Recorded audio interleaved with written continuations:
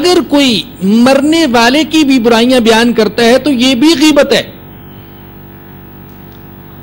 حضرت ماعز اسلمی رضی اللہ تعالیٰ عنہ کا نام آپ نے سنا ہوگا، جنہوں نے از خود دربار رسالت میں حاضر ہو کر گناہ کا اقرار کیا، ان پر حد جاری کی گئی جس کے نتیجے میں ان کی موت واقع ہو گئی. حضور اکرم صلی اللہ علیہ وسلم راستے میں تشریف لے جا رہے تھے کہ آپ نے دو شخصوں کو سنا کہ وہ حضرت ماعز اسلمی کا ذکر کر رہے تھے، اور ذکر برے الفاظ میں. تو اس وقت تو آپ خاموش رہے، لیکن کچھ دور چلنے کے بعد راستے میں ایک مردار گدھا پڑا ہوا دکھائی دیا. تو اللہ کے نبی نے ان دونوں سے کہا کہ تم اس گدھے کو کھاؤ. انہوں نے عرض کی یا رسول اللہ، کوئی شخص مردہ گدھے کا گوشت بھی کھا سکتا ہے؟ تو آپ نے فرمایا کہ تم جو کچھ اپنے بھائی کے بارے میں کہہ رہے تھے وہ مردہ گدھے کا گوشت کھانے سے بھی زیادہ برا ہے. بتانے کا مقصد یہ کہ غیبت زندہ کی ہو یا مردہ کی، دونوں صورتوں میں گناہ ہے، اور گناہ صغیرہ نہیں بلکہ گناہ کبیرہ. ایک حدیث میں اللہ کے نبی نے غیبت کو زنا سے بدتر قرار دیا ہے. تو ان تین خرابیوں سے اس حدیث میں منع کیا گیا: بدگمانی سے، دوسروں کے عیوب تلاش کرنے سے، اور ایک دوسرے کی غیبت کرنے سے. لیکن میں یہاں یہ بتانا مناسب سمجھتا ہوں کہ مطلقاً بدگمانی حرام نہیں، اور مطلقاً دوسروں کے عیوب تلاش کرنا یہ بھی حرام نہیں، اور ہر غیبت کو حرام کہنا یہ بھی صحیح نہیں. بعض اوقات بدگمانی جائز ہوتی ہے، یا یوں کہہ لیں کہ بدگمانی معاف ہوتی ہے. ہم کسی کو دیکھتے ہیں کہ وہ اعلانیہ طور پر کبیرہ گناہوں کا ارتکاب کرتا ہے، وہ شراب نوشی کرتا ہے، وہ عزتوں سے کھیلتا ہے، وہ ظلم کرتا ہے، وہ فحاشی پھیلاتا ہے. اب اس کی یہ حرکتیں ایسی ہیں کہ خود بخود دل کے اندر بدگمانی آ جائے گی. اب ہم یہ نہیں کہہ سکتے کہ یہ بدگمانی حرام ہے.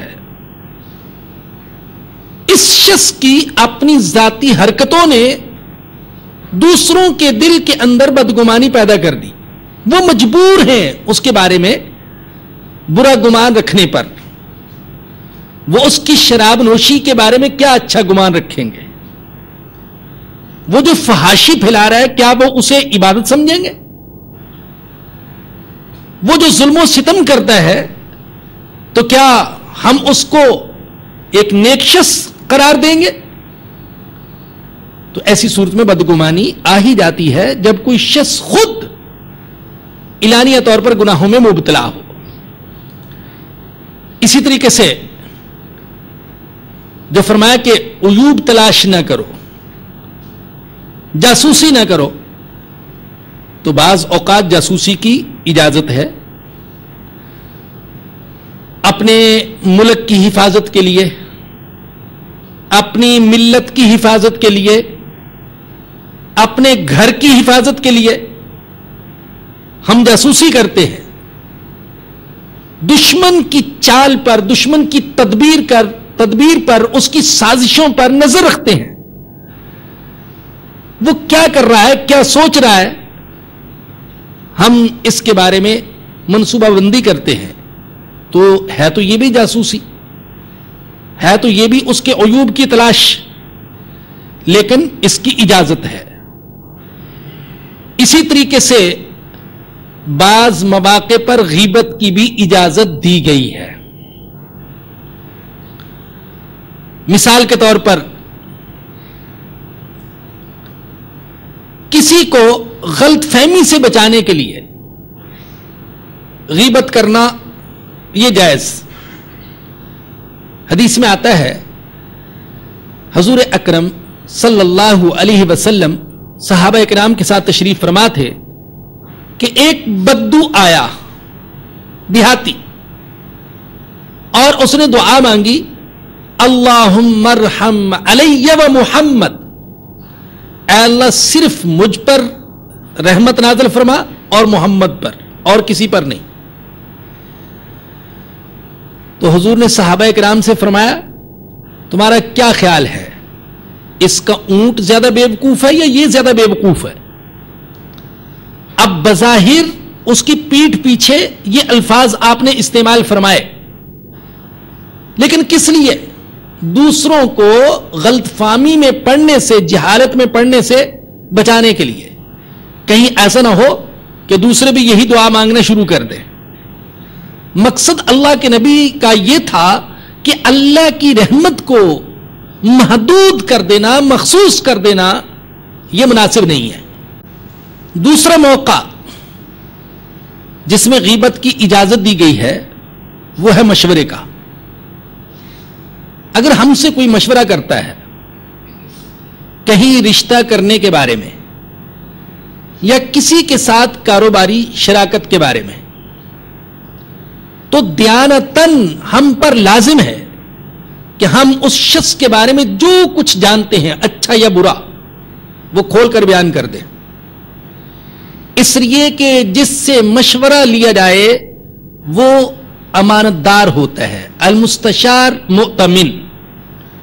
جس سے مشورہ لیا جائے, اللہ کے نبی فرماتے ہیں وہ امانت دار ہے.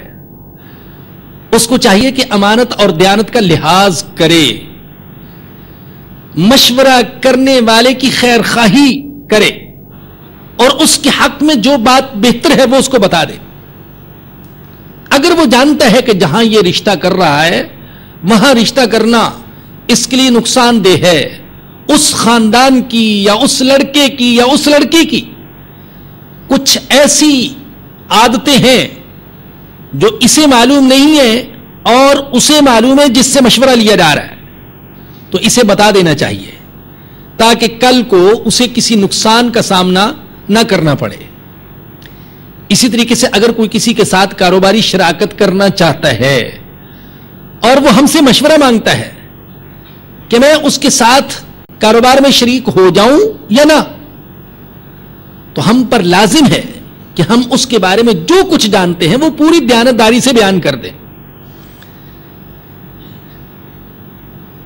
رشتے کے بارے میں مشورے کا ایک واقعہ حدیث سے میں عرض کرتا ہوں. حضرت فاطمہ بنت قیس رضی اللہ تعالی عنہا بیوہ ہو گئی. ان کے لیے کئی صحابہ نے نکاح کا پیغام بھیجا, جن میں حضرت ابو سفیان بھی تھے اور حضرت ابو جہم بھی رضی اللہ عنہما. حضرت فاطمہ سمجھدار خاتون تھیں, انہوں نے مشورہ کیا نبی کریم صلی اللہ علیہ وسلم سے, میرے لیے ان میں سے کون سا رشتہ بہتر ہے؟ حضور نے فرمایا کہ میں تو ان دونوں کو تمہارے لیے بہتر نہیں سمجھتا,